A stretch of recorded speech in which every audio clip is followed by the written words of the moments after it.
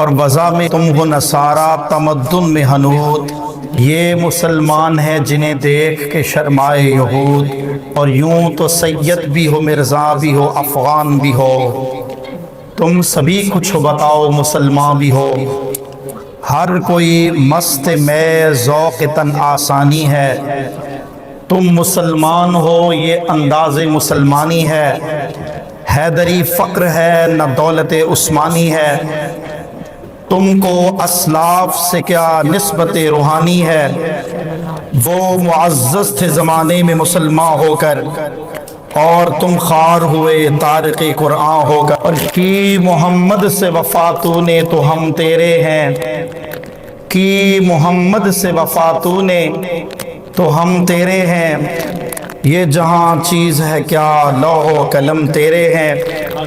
اللہ کی حمد و صلوات کے بعد درود حضور پر نور شافی یوم النشور دستگیر جہاں غم گسار زمان سید سروراں حامی بے کساں ختم الرسل مولائے کل احمد مجتبی محمد مصطفیٰ صلی اللہ علیہ وسلم کے دربار گوہربار میں عقیدتوں محبت و چاہتوں کا خراج عقیدت پیش کرنے کے بعد اللہ کا کروڑ شکر ہے جس خالق نے زندگی میں ایک بار پھر ہم سب کو ماہ سیام کے فیوز و برکات سے بہرہ ہمدوز ہونے کی توفیق عطا۔ ان کے اندر سورۃ الفرقان آیت نمبر 32 اللہ فرماتا وقال الذین کفروا لولا نزل علیہ القرآن جملۃ واحدہ کذالک لنثبت بہ فؤادک ورتلناہ ترتیلا۔ اور کافروں نے کہا ان پر سارا قرآن ایک ہی دفعہ نازل فرما دے۔ کافر ہے نا، نبی پاک صلی اللہ علیہ وسلم سے اعتراض کرتے تھے، کبھی وہ کہتے یہ تو قرآن ہے ہی نہیں۔ اللہ فرماتا وَإِنَّهُ لَتَنزِيلُ رَبِّ الْعَالَمِينَ، بے شک ہم نے اس کو کائنات کے لیے نازل فرمایا۔ کبھی وہ کہتے قرآن کب نازل ہوا، اللہ ان کو جواب دیتا شہر رمضان الذی انزل فیہ القرآن، قرآن ہم نے ماہ رمضان میں نازل فرمایا۔ کبھی وہ کہتے قرآن کب نازل ہوا، اللہ فرماتا انا انزلناہ فی لیلۃ القدر، ہم نے قدر کی رات میں قرآن کو نازل فرمایا۔ تو یاد رکھیے گا پہلوں کے جتنے نبی کائنات میں جلوہ افروز ہوئے، ہر نبی سے امت اعتراض کرتا، نبی خود جواب دیتا تھا۔ مصطفیٰ کی شان یہ ہے لوگ کفار و مشرکین اعتراض کرتے، جواب مصطفیٰ نہیں بلکہ محمد کا خدا دیتا ہے۔ کافروں نے کہا نبی کریم صلی اللہ علیہ وسلم سے وقال الذین کفروا، اور کافروں نے کہا لولا نزل علیہ القرآن جملۃ واحدہ، اے اللہ کے رسول قرآن ایک بار نازل فرما دیجئے۔ کیوں؟ اس لیے کہ توریت، زبور، انجیل، آسمانی صحائف ایک بار ہی نازل ہوئے ہیں، تنہا آسمانی کتابوں میں قرآن ہے، اللہ کی بارگاہ سے لوح محفوظ پہ نازل ہوا، اور لوح محفوظ سے جبریل علیہ السلام سینہ مصطفیٰ پر 23 سال کے عرصے میں قرآن کو لے کر نازل ہوتے رہے۔ محبوب مکے میں ہوتے تو قرآن مکے میں اترتا، محبوب مدینے میں ہوتے تو قرآن مدینے میں اترتا، محبوب بدر میں ہوتے تو قرآن بدر میں اترتا، محبوب احد میں ہوتے تو قرآن احد میں اترتا، محبوب تبوک میں ہوتے تو قرآن تبوک میں جاتا، غزوہ خیبر میں مصطفیٰ ہوتے تو قرآن غزوہ خیبر میں اترتا، محبوب طائف کے بازاروں میں تبلیغ کے لیے جاتے تو قرآن طائف کے بازاروں میں نازل ہوتا۔ جدھر جدھر مصطفیٰ جاتے ادھر ادھر خدا جبریل کو محبوب پر قرآن نازل کرنے کے لیے بھیج دیا کرتا تھا۔ اللہ کافروں نے ایک اور سوال کیا یا رسول اللہ صلی اللہ علیہ وسلم کہ قرآن نازل ہو رہا ہے، ہمیں کیسے پتا چلے کہ اللہ کی طرف سے آ رہا ہے؟ قرآن نازل ہوتا، پہاڑ پھٹتے، زمین پھٹتی، قرآن پہاڑ کو کھیر دیتا، زمین پھٹ جاتی، مردے زندہ ہو کر ہم سے باتیں کرتے۔ قصہ بن کلاب جو ہمارا جد امجد ہے وہ ہمیں آ کے بتاتا لات عزا حبل اور منات تمہارا رب نہیں ہے، یہ رب العالمین وہ ہے جو مصطفیٰ نے فرمایا ہے۔ تو کفار نبی کریم صلی اللہ علیہ وسلم سے اعتراض کرنے لگے۔ اللہ فرماتا وَإِنَّهُ لَتَنزِيلُ رَبِّ الْعَالَمِينَ، بے شک یہ قرآن رب العالمین نے اتارا ہے۔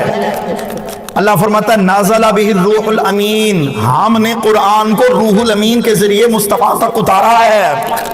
اللہ میں پہلے عرض کا کیا ہے، ہر بار کہتا ہوں، اب بھی کہہ رہا ہوں، امت کفار مشرکین کوئی بھی اعتراض کرتا، سوال کرتا، جواب محمد نہیں محمد صلی اللہ علیہ وآلہ وسلم کا خدا دیتا تھا۔ جس رات قرآن اترا وہ رات بھی قدر والی، جو قرآن اترا وہ کتاب بھی قدر والی، جس نبی پر قرآن اترا وہ نبی بھی قدر والا، جو قرآن لے کر قاصد آیا وہ جبریل بھی قدر والا، قرآن اللہ کے حضور سے جس جگہ پر اترا وہ لوح محفوظ بھی قدر والا، اور قرآن لوح محفوظ تک جس خدا کی بارگاہ سے آیا وہ رحمان قدوس جل جلالہ، اللہ جل شانہ، اللہ سبحانہ و تعالی بھی قدر والا۔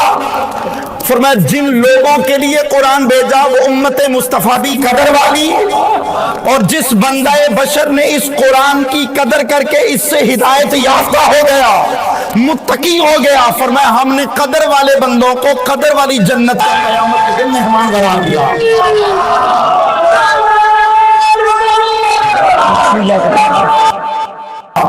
حضرت عثمان ابن عفان فرماتے ہیں قال رسول اللہ صلی اللہ علیہ وسلم خیرکم من تعلم القرآن وعلمہ، اور لوگوں تم نے دنیا کی کتابیں دنیا کے لوگوں سے پڑھی ہوں گی، مگر یہ قدر والی کتاب قدر والے نبی پر قدر والے رب ذوالجلال نے نازل فرمائی ہے۔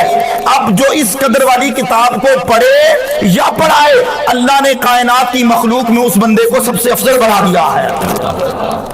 اور میرے دوستوں پھر یہاں تک بات ختم نہیں کی، فرمایا ادبوا اولادکم علی الاصل، اور لوگوں اپنے بچوں کو 3 چیزوں کا ادب ضرور سکھانا، 3 چیزیں ضرور سکھانا۔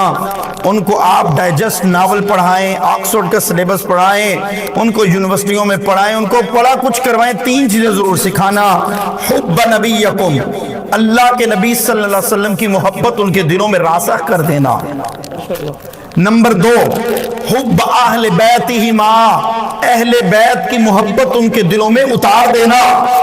اور فرمایا آخری چیز وقراءۃ القرآن، اور انہیں خدا کا قرآن پڑھانا۔ ہمیں چاہیے ہم قرآن مجید کو دل و جان سے پڑھیں۔ حضرت سعید بن مسیب رحمت اللہ تعالی تابعی ہیں، آپ فرماتے پوری کائنات ارض و سما میں کوئی ایسی ہستی نہیں مولا علی کے بنا جو کہے مجھ سے قرآن کے ظاہر اور باطن میں جو سوال کرنا ہو کر لو۔ حضرت سعید بن مسیب رحمت اللہ تعالی آپ فرماتے ہیں، مجمع میں بیٹھے تھے، بات آگے آپ کو عرض کرتا ہوں، بات اپنی مختصر کروں گا۔ مجمع میں بیٹھے تھے، ایک نوجوان آیا، باغی تھا، اس نے کہا علی آپ نے کہا ہے سلو، مجھ سے سوال کرو، مجھ سے قیامت تک کے لیے ہر بات پوچھو، یہ بتائیں کتے اور بکری کے ملاپ سے ایک بچہ پیدا ہوا ہے، بتائیں حلال ہے کہ حرام ہے؟ مولا کائنات نے فرمایا پانی پیتا دیکھ لو، اگر چوس کے پیتا ہے تو حلال ہے، چاٹتا ہے تو حرام ہے۔ توجہ رکھیے کہ میں ادھر ذرا، بندہ باغی تھا، اس نے کہا کبھی چاٹتا ہے کبھی چوس لیتا ہے۔ آپ نے فرمایا گھاس آگے رکھ کے دیکھو، گھاس کھا جائے تو حلال ہے، نہ کھائے تو حرام ہے۔ کہتا جی گھاس رکھتے ہیں، کبھی کھاتا ہے کبھی چھوڑ دیتا ہے۔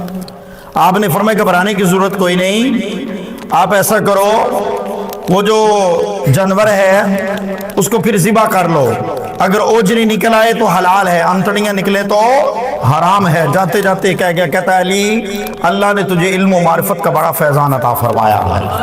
مولا کائنات علی المرتضیٰ شیر خدا کرم اللہ تعالیٰ وجہ، آپ فرماتے تھے مجھ سے قرآن کے ظاہر اور باطن کے متعلق پوچھو، اللہ ہمیں قرآن کے ظاہر اور باطن کو سمجھنے کی توفیق عطا فرما۔ ظاہر کا مطلب ہے ترجمہ، باطن کا مطلب ہے قرآن کا شان نزول۔